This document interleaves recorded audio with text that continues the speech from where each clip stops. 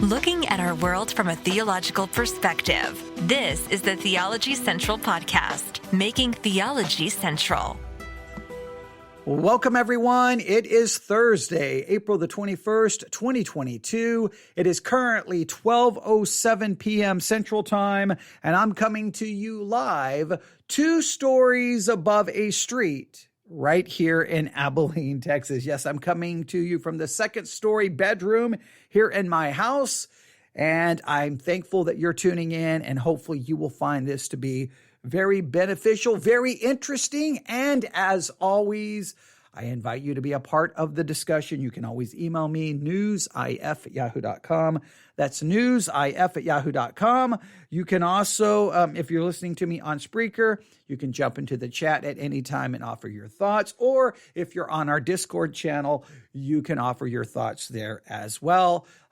This one, what we're getting ready to be talking about, well, no, you know what? I think it's going to be interesting to get the perspective from women and get the perspective from men on this particular story. But before we get to the story, I want to make sure everyone knows, because I keep getting these.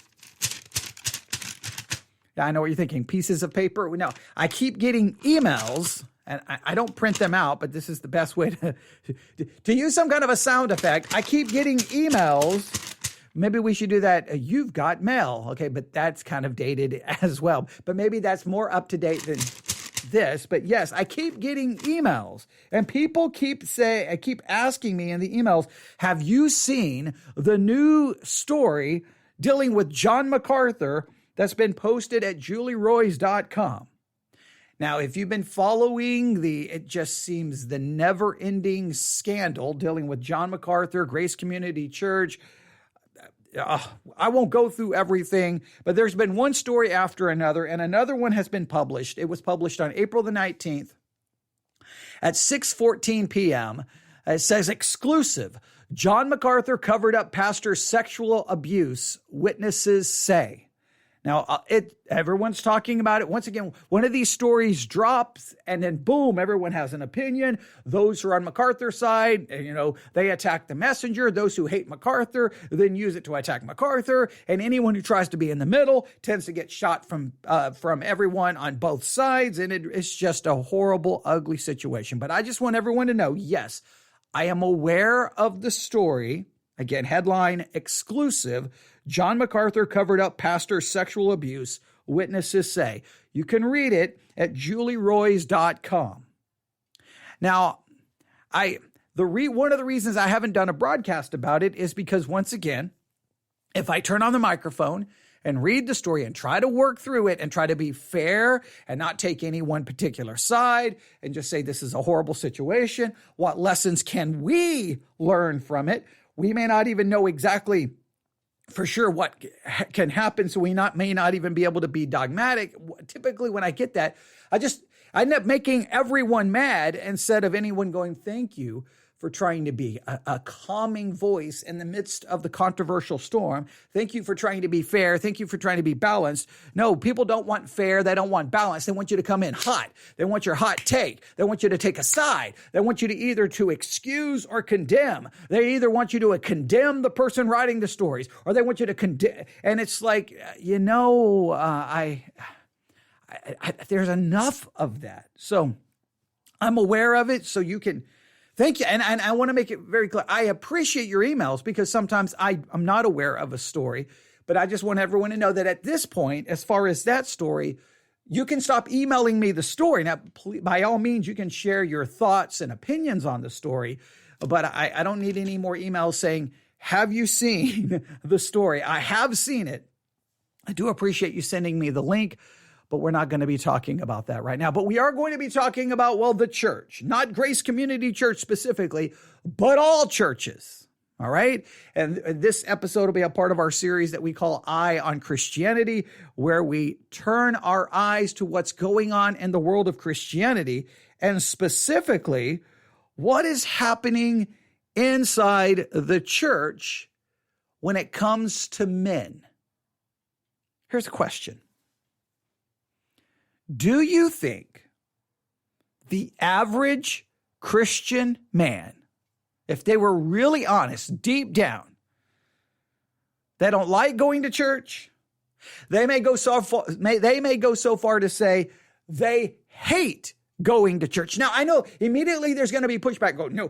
Any man who's a true child of God would never say that. I know we always got to cover ourselves in a robe of self-righteousness and put on some fig leaves, but let's just be honest here. Let's not, that's the one thing I try to do here is try to get us all to be just open and honest, because we're all sinners. We all have issues. We don't have to just put on the facade. We don't have to pretend, okay? Let's just be ourselves, right? We're flawed individuals, all of us. I think we can all admit that, right? So maybe you're not flawed. Well, welcome. Welcome to a podcast where the host is flawed and 99% of the listeners are flawed. So it's good to have someone who's not. So maybe your perfection can rub off on the rest of us, but maybe it can rub out our imperfection. I doubt it, but welcome anyway. But I would agree that obviously I'm being a little sarcastic. We're all flawed. And sometimes we put on a facade, I think, when we go into church. I think there's a way we have to act and we have to pretend. But if we could strip away all of the facade, strip away all the church mask, and strip away all of the pretend, when it comes to the average man sitting in the pew, if they were honest, they would say, I don't really like church. I don't like being here. I'd rather be somewhere else. And some may go so far to say, I absolutely hate it. What do you think? Well, the reason I'm asking this is this morning, I don't even know how I stumbled across this article, but I came across an article entitled, are you ready for this? Here is the title: The Truth About Why Men Hate Going to Church. Now, they're not even asking it as a question. They're stating it as a fact, and they're going to expose the truth to why men hate going to church. They're not asking the question, do men hate going to church? The average man, most of them, do they, dislike church? No, they're saying dogmatically, here's the truth about why men hate going to church. What do you think their answer is going to be? What do you think the truth is? Now, you still may disagree and say, no, I don't think men hate going to church. You can give me your perspective, but I'm interested in an article that just comes at it from a very dogmatic perspective. Men hate going to church. Why are they so dogmatic about it? How do they come to this conclusion? Well, here we go. And I am going to begin the article. This is written by Chris Bollinger from Crosswalk. Well, he's a contributing writer for crosswalk.com. Chris Bollinger. Here is what he writes. Again, the headline, The Truth About Why Men Hate Going to Church. It looks like this was published in March of 2022. Right underneath the headline, there's a picture. It shows, it shows a congregation of people from can't say that it's dominated by women. There's women there. There's also men. So from the picture, if I'm just trying to interpret the picture, that the men are there, but the reality is they hate being there. Like it shows men in the church, but the reality is they're not happy to be there. I wonder, do we think that's true? Well, let's see what they have to say. About 15 years ago, an elder at a Presbyterian church in Alaska had a crisis of faith. I loved God, but I hated going to church, he recalls. Sunday morning would find my body in the pew, but my heart was elsewhere. When he looked around, he saw many other men like him, Christian men, including born-again, Spirit-filled, faithful followers of Christ, went through the motions on Sunday morning. They attended church only to keep their wives happy, or they had stopped attending altogether. So, according to this man looked around and he saw all these other men. Again, he describes them born-again, Spirit-filled, faithful followers of Christ. But they were simply going through the motions on Sunday simply to keep the wife happy. And if it wasn't for the wife, they would not be attending church. That's a strong statement. That's a strong statement. And I'm trying to think. I'm trying to think back to my Christian life, trying to think back through my Christian life to see if I've ever felt that when I walked into church, like, you know what? I think men would hate this. I think the only time I ever kind of brought up, like, I wonder how they perceive this is most of the churches, I think, well, all the churches I've attended have been predominantly white, right? They're from white, dominated by white people from kind of, middle class, families, just kind of from a certain kind of background, just kind of from a certain, in other words, the church had a certain kind of culture. And sometimes someone from a completely different culture, a different background would walk in, right? Maybe a different race, different country, whatever. And sometimes I would just ask myself, I wonder how they feel. Like, I wonder if they feel out of place. I wonder if they don't like it, if they would rather be in a church that was more closely liked to, or closely resembled their culture and their background. I think I've asked myself that question a couple of times.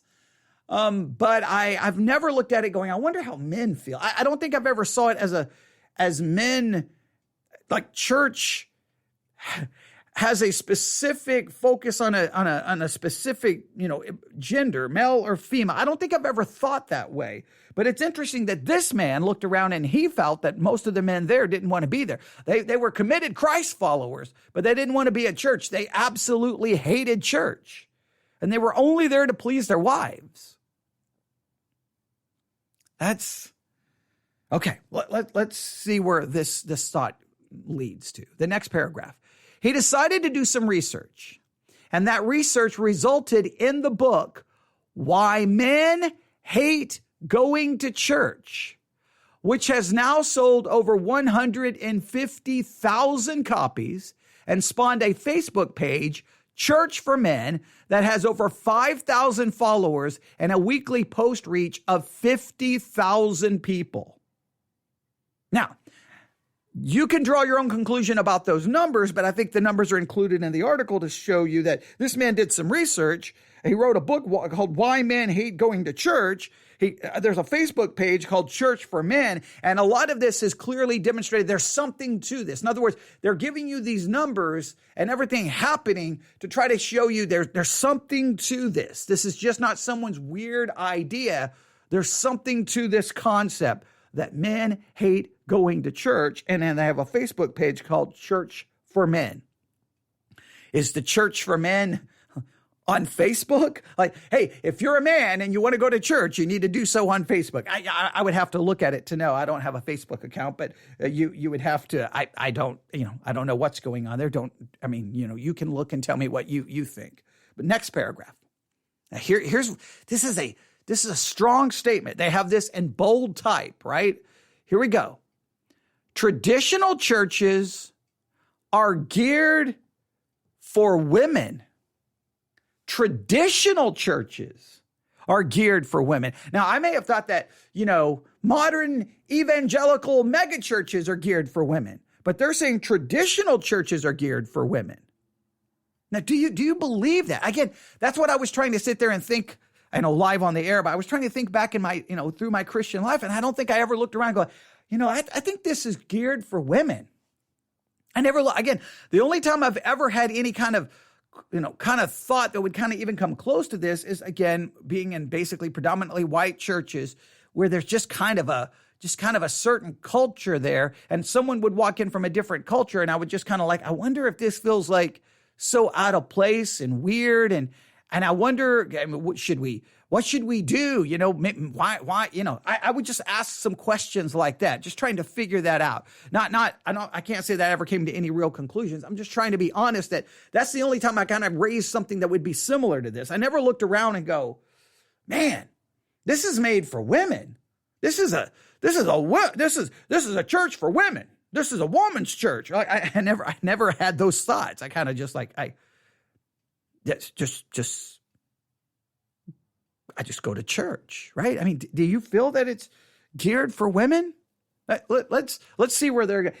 I'm trying to hold myself back because I've got some thoughts of my own, but I'm curious to see where they go with this. All right. The person writing describes this. and is talking about himself here. The person writing says, I've been in the TV and video production industry for over 30 years, says the book's author. I'm sorry. So the person who wrote the book, so do they name him? That's weird. Okay, they don't name, so they immediately go into quotes as if this is the author speaking about himself, but he's actually referring to the person. Okay, this is really weird. They haven't identified this person yet. So the person who wrote the book, Why Men Hate Going to Church, this is him speaking about himself. He says, I've been in the TV and video production industry for over 30 years, says the book's author. Now they're going to give you his name, David Murrow. Murrow. So David Murrow wrote a book called Why Men Hate Going to Church. That spawned a Facebook group, Facebook page called Church for Men. Then the person who wrote the book, David Murrow, said, I've been in the TV and video production industry for over 30 years, says the book's author. In my business, you learn that everything has a target audience. ESPN has a different target audience than the Oxygen Channel, for example. Now let's just stop right here. Now, I agree that in every business, you have a key demographic. You have a key customer. You have a key audience. And that in the television industry, you have a key demographic or a key audience that you're trying to appeal to. If you're ESPN, you're going for one demographic. If you're the Oxygen Channel, you're going for a different one. I completely agree. But here's my question. I've already asked questions about men and women in church, but now here's the real question.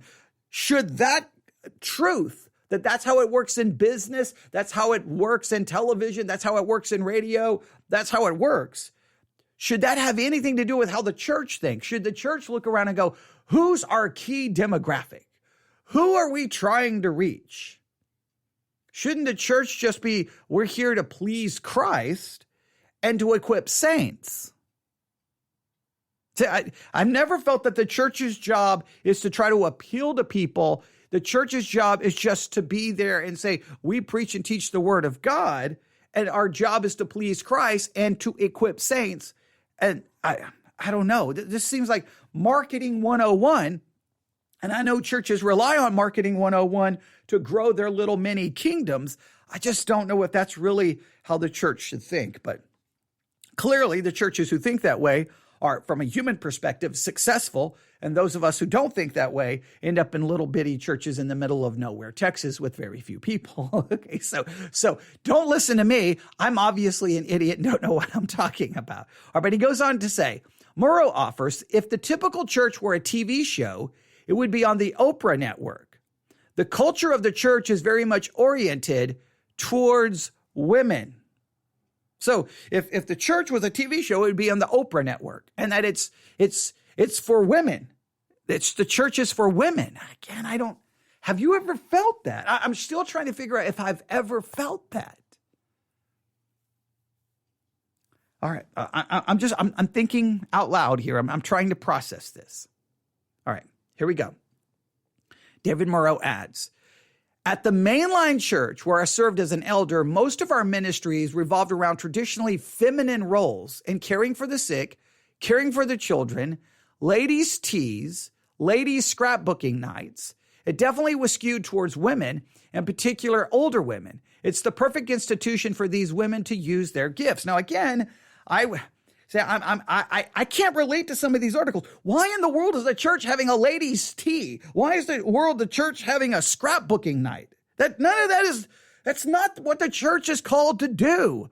The church is called to equip saints. Why? I still don't understand why churches offer all of these kinds of groups and activities, and I don't get it. I don't get it. Now, obviously, if you don't do this, people get mad and they go find the churches that offer these things. Now, you'll have people who'll show up to a church like mine and they'll say, we have nothing to offer you other than the teaching of God's word. That's it. If you're looking for activities, you're looking for groups, we don't have anything. You want to get together with people in the church and do scrapbooking? By all means, plan it on a Friday night. You want to get together and drink tea? Fine. You want to get together and have a picnic? Get everybody. The people in the church can get together Monday, Tuesday, Wednesday, Thursday, Friday, Saturday. There just doesn't need to be a church-sponsored church activity because the church is not called to do those things. The church is called to be equipping saints. That's what we're called to do. But people will show up and go, okay, I like that because I got tired of all the activities. And then next thing you know, they're like, well, maybe we should be doing this. And next thing you know, wait, I thought you came here because you were tired of all of those activities. And the next thing you know, they're basically telling you if you don't have a camping trip, that you're a horrible church and a horrible pastor. And it's like, okay, enough's enough. This you need to go find where you can get all of your activities, because I don't believe that's what the church is called to do. So, yeah, I guess if your church is holding, ladies' teas and ladies' scrapbooking nights, you would probably get a sense that it's geared for women. But I wonder, did the church, is this one of those things that the church said, we need a ladies' tea or a ladies' scrapbooking? Or is it where the women in the church said, we need these activities? So is it because the church was geared for the women, or that the women in the church stepped up to create activities that was geared for them, where the men could have stepped up and said, let's have Monday night football night, or, working on cars, whatever, supposedly the stereotypical male activities are supposed to be. Is it because women tend to be more social than men? I mean, they're kind of blaming the church here, but I just know how it works. That's probably there were women in the church who's like, hey, ladies, let's get together and do this. It was probably the ladies who said, let's get together.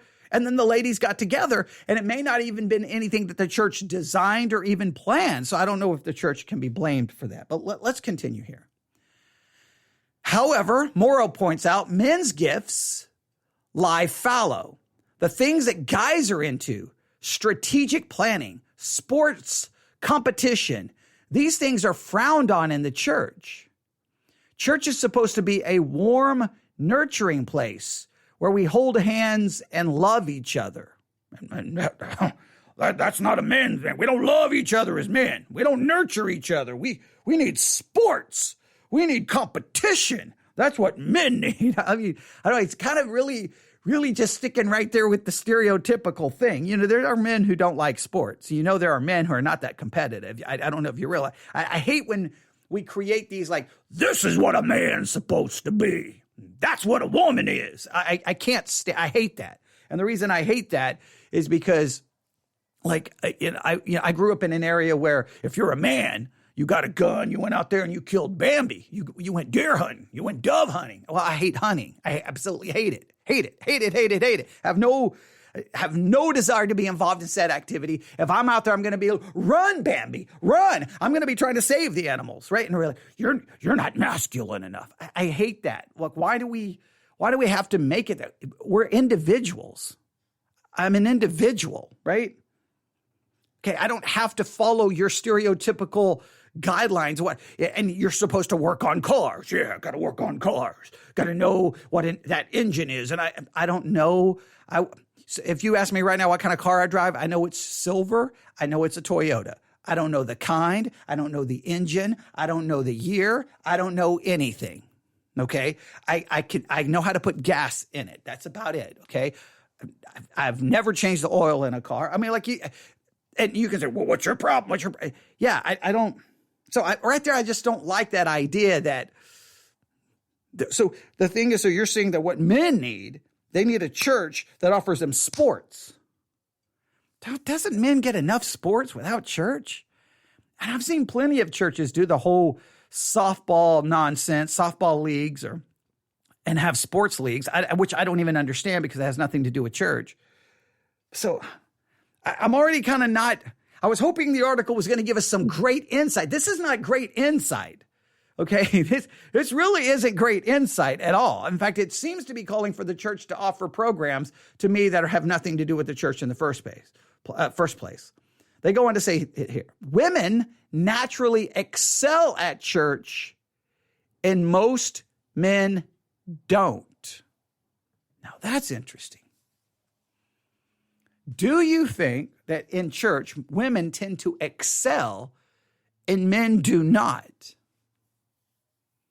Now, before I read anything else here, okay, I like some of the things he's saying here, I'm not a big fan of the way that they're trying to here's what men like and here's what women. You can say, well, there's some, that may be true generally. I just still don't like it. I like people are individuals and they're going to be who they are. I don't care if they fit the stereotypical role. I can't stand that. All right, but here we go. When we think of the church and that women excel and men do not, we're going to have to read here in a minute to see if they define what excelling is. Like, what do you mean by excel? What does that look like? But I will say this. From my own experience, now this is not scientific, this is not saying anything dogmatic, I'm just going from my own personal experience. Here is what I have found. That the average man who goes to church tends to be not very theological, not really that involved in Bible study, seems to, I'm not saying that they hate God or anything, they just don't seem to care to talk about theology, don't really care to talk about the doctrine, don't really care to talk about the Bible, don't care to talk about church history. That's just not their kind of thing. They don't seem to be into it. They're not readers. They usually don't carry a notebook around taking notes. They're not walking around with books. It's just, they just seem to be, the average man doesn't seem to be involved in those kinds of activities. Where what I have found is women tend to have the notebook. They'll read, if you suggest a book from the pulpit, they're going to read it. They're listening to sermons. They can talk doctrine. They can talk theology. And it's just, if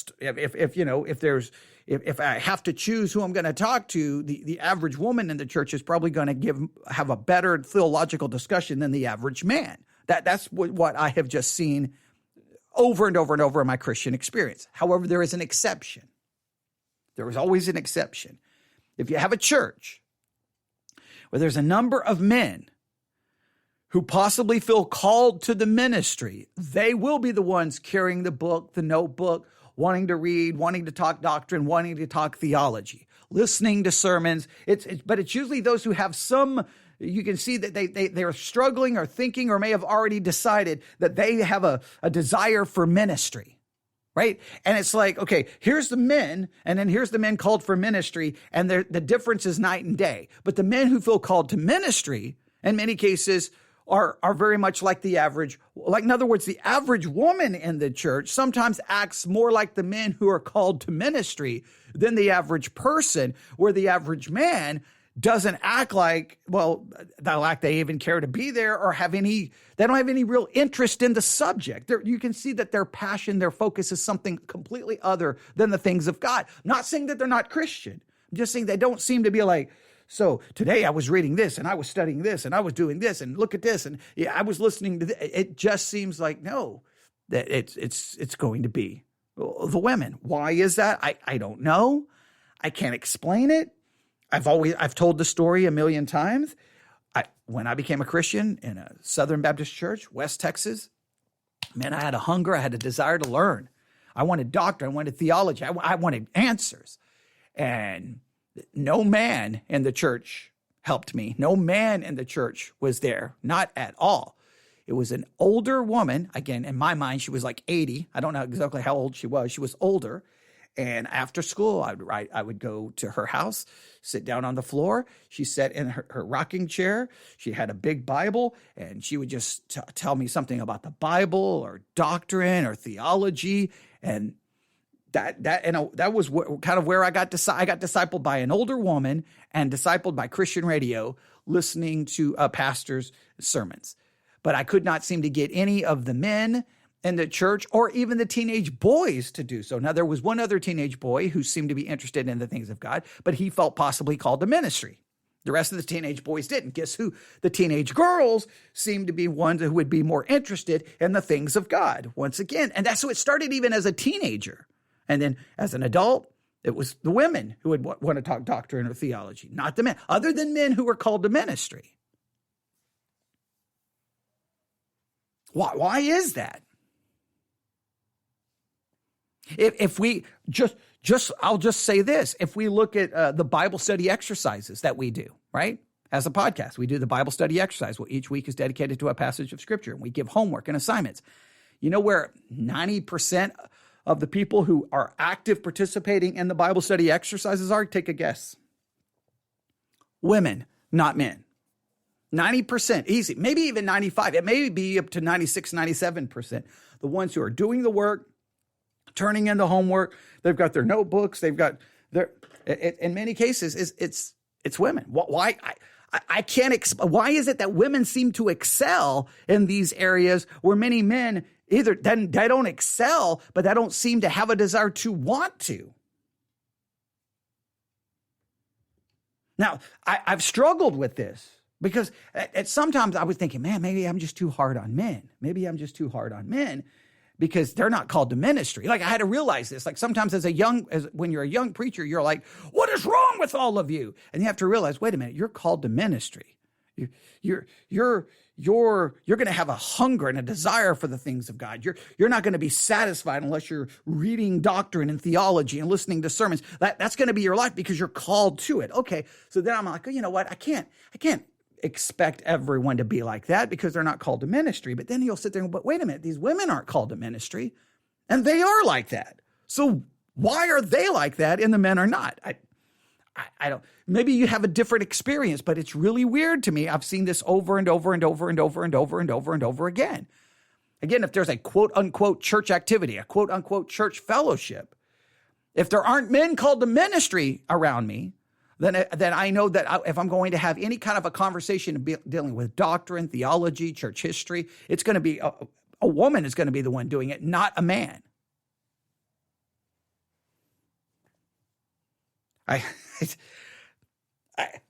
I don't have any answers. I have no answers there at all. All right. Here's what they say. Women naturally excel at church and most men do not. Okay.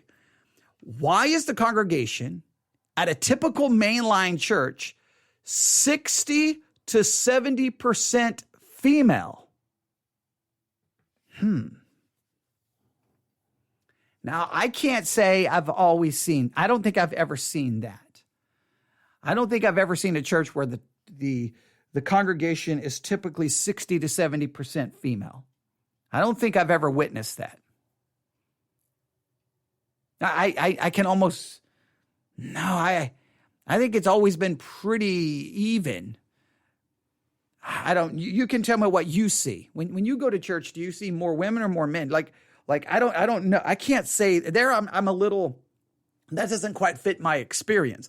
I've seen the men there, just the men don't seem to be too interested in anything other than football, the weather, guns, hunting, cars, their jobs, politics. The news. I don't know what they're into. All right. So, but I don't know. But it says, think about the skills that you need to be good at being a churchgoer. Okay. What skills do you need to be good at being a churchgoer? The author of this book says you need to sing. You need to be able to read aloud, like lectionary readings, responsive readings, and so on. Okay. That's putting it like if you're going to a liturgical church.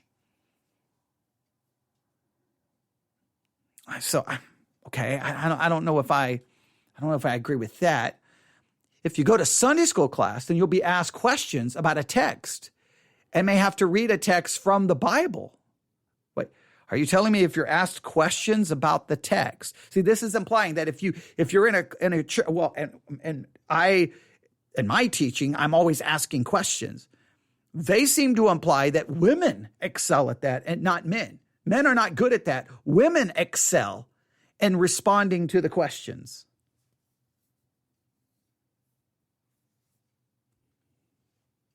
I don't know if I agree with that either. Now, in my church, I mean, you can go listen to our sermons. You do hear a lot of women, typically the women answering. They're typically the loudest. Now, that bothers some people. I don't have a problem because they're not teaching. They're just answering a question. They're not in a pastoral role. And I want the people engaged in that. So do you think women are better at answering questions? Do you think women are better at engaging in a conversational discussion kind of way, doctrine, theology, church history, where men are not? I do think this is what I have seen this. Typically, the women are more there to answer, to add, where I think most of the time, sometimes men come at it in a more confrontational way, argumentative way. Like if a woman disagrees, she typically just may ask a question for clarification, but she's not going to sit there and try to argue. Where a man will, when they raise their hand or start, sometimes you're just kind of like, oh boy, here we go. It's going to be almost confrontational. Why? I wonder, why is that? Are women more prone to be learners, where men are more prone to be disagreeers? Is that a possibility?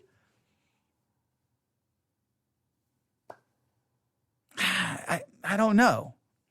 But that's just interesting that they seem to say, hey, that if you ask questions about the text, that seems to be a female thing. You have socializing before and after the service, coffee hour, and those sorts of things. It's a lot of interpersonal skills, verbal skills, and artistic skills. If you take those skills and look at the population, again, the author suggests, there are more women than men in the population who possess those gifts. Now, there are certainly men out there who are verbal, studious, sensitive, and musical, but their numbers tend to be smaller. And for the most part, those are the guys who we tend to find in church. So men who are studious, men who are sensitive, men who are musical tend to be in church. Men who are not studious, men who are not sensitive, and men who are not musical tend not to go to church. So you're saying we need a church that somehow it appeals to men who are not studious, who are not sensitive, and who are not musical.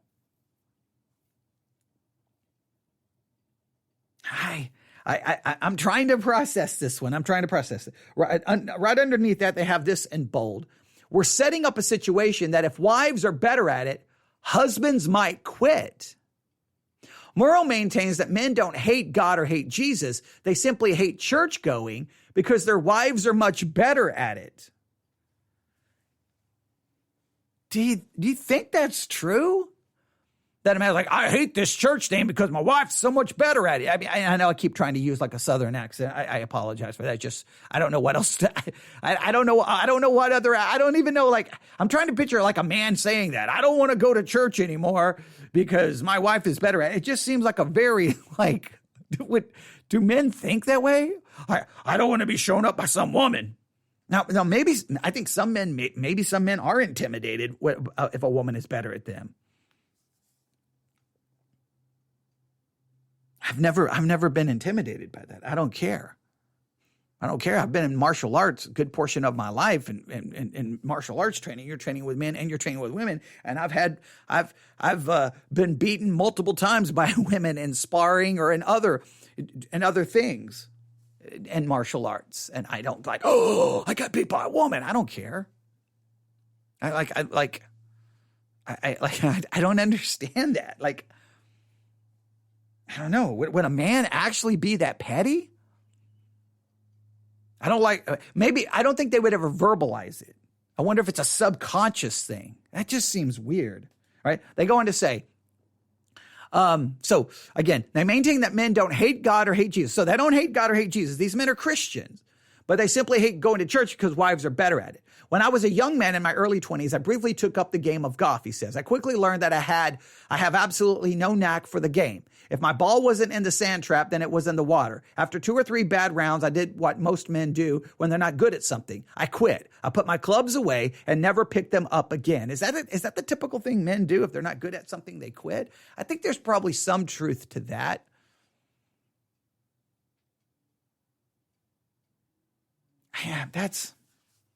Yeah, I'm doing a lot of thinking out loud here. This is where I almost wish there was a congregation in front of me where people would be like, well, no, yes, no. And everybody would have a thought or an opinion here. Maybe if I was doing this live broadcast later in the evening, we would have more input. I don't know. They go on to say, we've set up a situation with church. Joe Smith tries it. He doesn't find God there.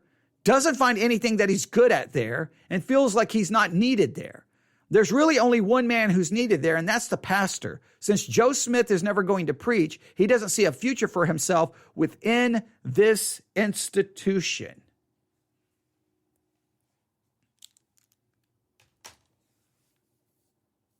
Now that's an interesting. I don't know if this is where the author intended to go, but it kind of scratches the surface. I wonder if men, like if you're in a church, typically it's going to be male leadership. If it's a biblical church, I wonder if most men are like, well, he's the one doing the preaching, he's doing the one the talking, he's the one doing the answering of the question. I wonder why that's why sometimes men tend to be more confrontational when they try to answer theological questions, because they almost want to be like, no, I can answer this just as good as he can. I know this just as. I wonder if there's something in the male ego that, like, and since I can't be the one answering it all the time, since I'm not the one preaching, then there's nothing for me here. I wonder if there's a little bit in that within men.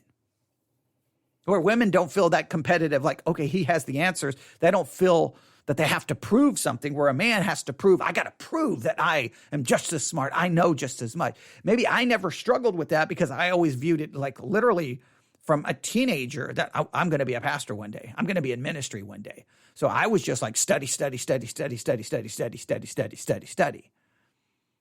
But maybe over time, younger in my Christian life, maybe that's one of the reasons I at times find myself in confrontation with the church, because yeah, maybe it's a competitive thing. And in a sense, the game is stacked. He's the pastor. He's the one teaching. He's the one going to get the final say. And so men get sick of that. That's an interesting concept. They go on to say here, truth is, many men profoundly interact with God outside of organized religion. In fact, Morrow continue, again, the one who wrote the book, Joe probably feels that he can connect better with God outside of the institution of organized religion. I've talked with men who have had profound experiences with God while they're out hunting or out on a boat on the water. So once again, that whole hunting and hunting and fishing. Look, I don't have no desire to be hunting, have no desire to be fishing, and literally I have no desire to be outside. Okay, so okay. All right. He goes on to say, it sounds like a dodge. So we tell these men, oh, you're just making excuses, but it's true. I mean, these guys have profound experiences with God in the field, doing things with their kids. They experience God at a gut level. I think that's because that they're in the area of, they're in their area of competence. They feel comfortable there, and God speaks to them in their comfort. That they have a more profound experience with God when they're in the area of their expertise. But when they come to church, men don't like to be in an area of someone else's expertise. So the men try to be the expert. Maybe that's why men are so confrontational in church. Like, I'm in this area. This is not my area of expertise, but I'm going to prove to you that it's they got to somehow demonstrate that it's their area of expertise. If there's something at a subconscious level that may create some of the problems, and maybe this is more an insight to what creates problems in the church than really answers why men hate church. That's just some interesting thing. They go on to say, I know we're at 43 minutes. I didn't think we would end up here. All right. Let's go to the next part here. If many men hate going to church, then what's the church to do? Start with the sermon. Murrow offers a lot of recommendations in his book. The best starting point he suggests is the sermon. So in other words, if men don't like going to church, the first thing we have to start working, we got to start tinkering with, we got to start changing is the sermon. I just find it interesting that anytime there's an issue with who's attending church, number of people going to church, people dropping out of church, we got to attract new people. Whenever there's an issue with the church, we always start with, we got to fix the sermon. It's always the sermon's fault. It's always the preaching's fault. Okay, I find that interesting, but okay, let's see. So what do I have to fix? So I preach, all right? I got my Bible here. I got my pencil. All right. I need to write down, what do I need to change before Sunday? It's Thursday before Sunday, and I stand before that congregation to go through Jude, to continue in Romans 9, looking at the promises to Israel. All right. Sunday night, Matthew 24. Before I get to church, what do I need to change so that men will not hate church? Let's see what they tell me to do. What do I need to do? All right, here we go. A man-friendly sermon. Okay, something just popped up on the screen. All right, here we go. A man-friendly sermon will reach not just men, but women as well. Women are blessed with a very flexible, multitasking brain, he says. So if I preach sermons that are men's sermons, women will receive them as well, because women are flexible and women are good at multitasking. Okay. All right. They say, so women, these things keep popping up on the screen here. Okay. Women can do masculine, but men don't usually do well with highly verbal, feminine type presentations. So if you preach to the men, the women will often enjoy it as well. So what is a sermon? I would like to know, what is a sermon? What's a man's sermon? What's a man's sermon? Like, I just open the text and we expound the text. How do I expound the text in a way that's pleasing to the masculine brain versus preaching in a way that's appealing to the feminine brain? Like, how? I don't think they're going to offer much here. Let's see. Okay, here we go. Shorter is better, he contends. If you're going to plant a church, I would preach 10-minute sermons. I gotta laugh. I don't even know what a 10-minute sermon is. I don't even know what a 10-minute podcast is. 10 minutes? I haven't even I'm probably still 10 minutes away. At the 10-minute mark, I'm probably still 10 minutes into I probably still have 10 to 15 minutes to go just in my introduction. What is a 10-minute sermon? What would even be the point? So now I'm questioning. So basically what it's saying is, men, you got to keep it short because men can't hang in there very long. So you got to give those men this is almost insulting to me as a man. This is like, men are too stupid to listen to a long story. Men's brains cannot maintain attention. Like that is. Now I find it fascinating. Let's reverse this a little bit. I find it fascinating that when it comes to Christianity in the church is always willing to, like, okay, we'll change this. I wonder if this same kind of concept was put forth for the school that your children go to. Well, children have short attention spans, so we're only going to have 10-minute lessons in this school. Each subject is only going to be a 10-minute lesson, and then they get free time until the next course, until the next class, and then they'll get a 10-minute lesson. It's a new concept we called, because the girls can catch on, and this will help the boys with their brain. Like, what? I think you'd be like, no, I need a new school. Oh, hopefully you would need a new church. He goes, I would market my church as the home of the 10-minute sermon. When people are polled, long, boring, irrelevant sermons is the number one thing that people don't like about church. If you want I'm just going to be as blunt as I can be. If you want a 10-minute sermon, you don't want church. Because church is where the preaching of God's word is there to equip saints so they'll no longer be tossed to and fro wind of doctrine. If you want a 10-minute sermon, you could care less what the Bible says. Because there is no way for me to even come close to properly handling a text of Scripture. It is impossible for me to expound it. It's impossible to me to exegete it in any way, shape, or form in 10 minutes. If you're really going to expound a text of Scripture, if you're even going to come close to doing a decent job, 45 minutes is a minimum. And I'm horrible at even getting 45 minutes. Now I could probably do better if I did less trying to engage the people. A lot of my time, if you go look at the time in my sermons, a lot of it is trying to engage or getting people to try to answer. But I would rather go longer getting people engaged than going shorter and they just sit there and basically, be quiet and just listen to me. I prefer getting them involved and trying to help them figure out how are we going to outline this and what do we think about this and what's a good cross-reference and okay, what's the answer here? And you'll hear me say this all the time. Someone will say, there's a verse that says this. And I'll say, well, where's the verse? And then I'll just stop. I'll literally step back from the pulpit, just lean against the wall and go, you guys find it. I'm not going to find it. I'm not going to look it up.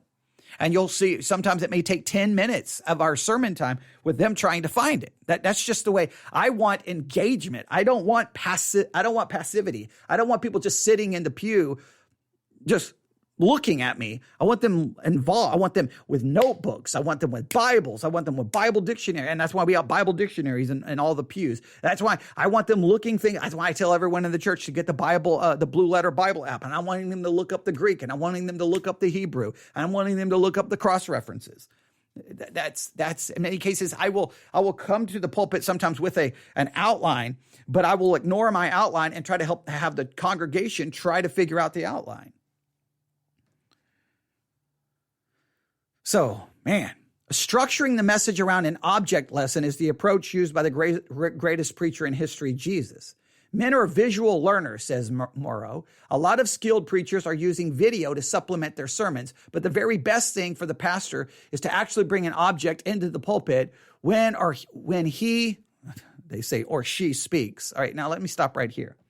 If you constantly, every sermon, you got to bring an object lesson. Every sermon, you got to bring an object lesson. Let me tell you, at some point, that object lesson is going to become meaningless because they see it over and over and over and over. And then, look, think of this. Churches have been trying to use video. What are those slides called? What is not Excel? The Excel slides, what are they called? I can't even remember. I hate them. We had to use them in the military. What in the world are those slides called? PowerPoint slides, I guess PowerPoint, whatever it is. Churches have been using slides. I hate them. I usually hate all of that stuff, right? But churches have used all of that. Now, look at where we are. They've used video. They've used drama. They've used object lessons. They've used PowerPoint slides. They've used everything, right?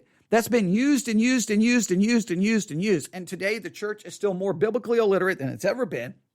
Theologically illiterate when it comes to church history. All of those tools didn't fix the problem.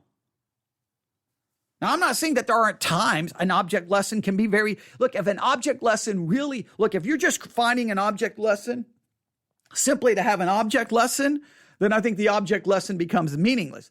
If you're like, how do I get this point across? Oh, this would be good. Then by all means use it.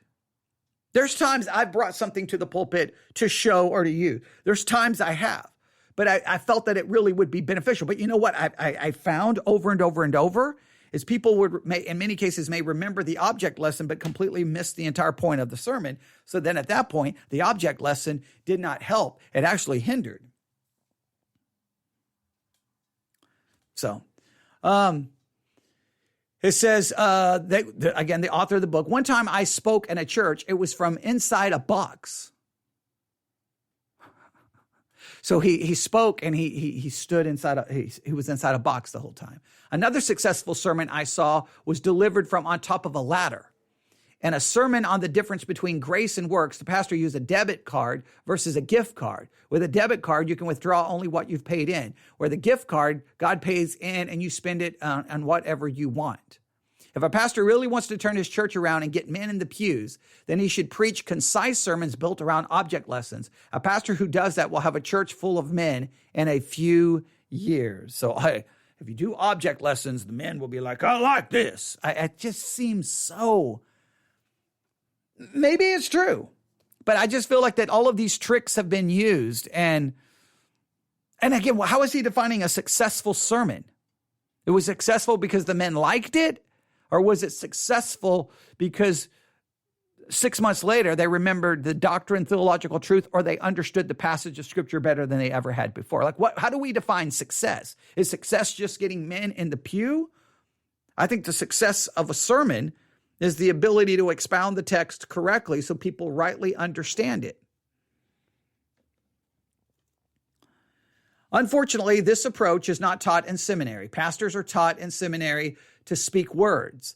They are not taught to implant truth. We live in a highly visual culture, and yet we stubbornly cling onto the traditional lengthy spoken sermon because anything else is just entertainment or pandering to the lowest common denominator. Are you ready to inspire more men to love the church again? Take the first step with sermons that men relate to and understand naturally. Now, what bothers me is the Bible seems to speak of preaching of God's word, and we're like, well, we're in a different culture. Let's throw that out. All right, now the book again, let me go here and see if I can find it for you. The name of the book, and I would challenge you to read the book, is Why Men Hate Going to Church. You can find it on Amazon. Why Men Hate Going to Church. The book was written all the way back in 2011, for crying out loud. So these concepts have been thrown around, and that's the paperback. The hardback may have even come out before that. So this book is old, all right? And it goes on to say, you can buy the paperback for $12.99, the Kindle for $9.99. However, there are all kinds of used copies for like $2. So by all means, get you a used copy. Here we go. This is this is the updated version. So this is not even, who knows when the original version was written. It's 256 pages long. Here's the description. Christianity is the only world religion with a chronic shortage of men. David Moreau identifies the barriers to male participation and explains why it's so hard to motivate the men. Why it's so hard to motivate the men who do go to church. Then he takes you inside several fast-growing congregations that are winning the hearts and men's and boys. I would love I may have to purchase the book because I want to go into these fast-growing churches and see where they are in 2022. If this is 2011, I want to look at and see where are they now, all right? Because they supposedly found the secret, all right? Then he takes you inside several fast-growing congregations that are winning the hearts of men and boys. Church is boring. It's irrelevant. It's full of hypocrites. You've heard the excuses. Now learn the real reason men and boys are fleeing the church of every kind all over the world. Christianity is the only world religion with a chronic shortage of men. David Moreau identifies the barriers to male participation and explains why it's so hard to motivate the men who do go to church. All right, they're repeating what they've already said. Okay, then they go on to say, the first release of Why Men Hate Going to Church sold more than 125,000 copies and was published in multiple languages. This edition is completely revised, reorganized, and rewritten with more than 70% new content. Why Men Hate Going to Church does not call men back to church. It calls the church back to men. There you have it. I don't know when the original one was written. They have the date here, October 31st, 2011. I don't know if that was for the original or for the updated version, but yeah. I probably need to read it at some point. I'll probably just get frustrated, but there you go. You can give me your thoughts. You can email me your thoughts, newsif@yahoo.com, newsif@yahoo.com. That's newsif@yahoo.com. I'm going to post the book within the Discord channel. Give me 1 second here. I'm going to post this within the Discord channel. So anyone in the Discord channel, if they're listening, they now have access to the book. Here we go. There we go. All right. And those who are not listening will go into the Discord channel like, why did you post this book? Well, there you have it. I will also add it. Let me do this. If you're part of the Theology Central Book Club, I'm going to add this to the book club right now.